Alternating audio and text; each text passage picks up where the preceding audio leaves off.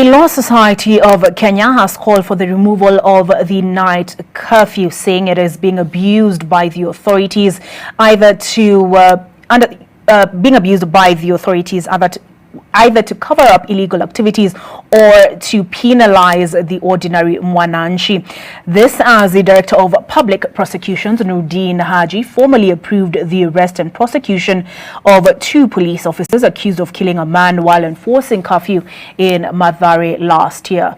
NTV's Seth Olale with more reactions on acts of police brutality that continue to increase public fury and condemnation.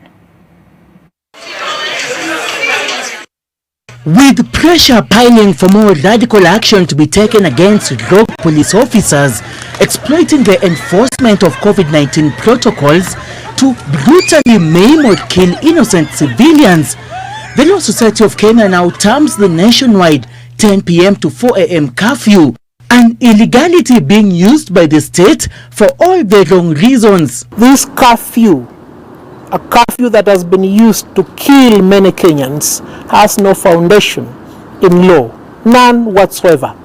Corona is not nocturnal. It does not thrive in darkness. There is genuine fear that this curfew is a precursor towards things that are intended to happen next year during the election. 4 police officers from Ruiru police station were arrested on Tuesday night after extorting 1,030 shillings for a man they arrested for violating the curfew order. According to Ruiru Deputy County Commissioner, the officers, while on patrol, arrested Robert Mutai for being out past the 10 p.m. curfew time.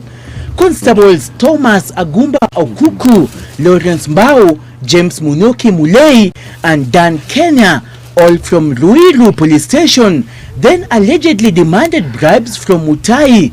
An M-Pesa shop owner and his operator were also arrested and arraigned at the Kiambu Law Courts. Hatutataka kuacha wananchi wadhulumiwe na maofisa ambao wako wanaundumu, ambao wanapaswa kuwalinda maisha yao. At the same time, the Independent Policing Oversight Authority says 2 police officers found guilty in the death of a man from Mathare slums in May 2020, also for violating the curfew order, have been arrested and will be charged in court. The Director of Public Prosecutions approved the arrest and prosecution of Inspector Daniel Musau and Corporal Robert Mwangi for beating up and killing Vitali Sowino alias Waingo while enforcing the curfew at Mathare's Area 4 on the night of May 3rd last year. So in case saizi mtu apatikane inje ama akufe ama uliwe, watasema ni corona. We do not need the curfew. Let President Uhuru Kenyatta put adequate measures to ensure that every Kenyan is vaccinated.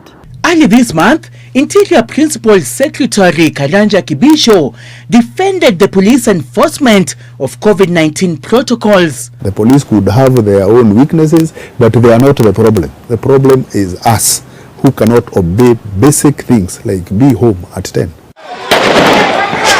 Meanwhile, the Director of Public Prosecutions, Nurdin Haji, has instructed Inspector General of Police, Hilary Mutyambai, to interdict former Manata OCS, Abdullahi Yaya, and Embu North OCPD, Emily Ngaruya, over their roles in the death of Benson Jeru and Emmanuel Mutura that led to the arrest of 6 police officers that are under custody, waiting to be charged for murder.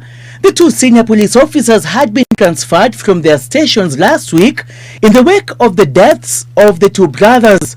The Police Reforms Working Group has called for the placement of all witnesses in the Kianjokoma murder case under witness protection and for speedy conclusion of investigations into the killing of Moses Kimathi Njiru and 4 others during the protests that followed.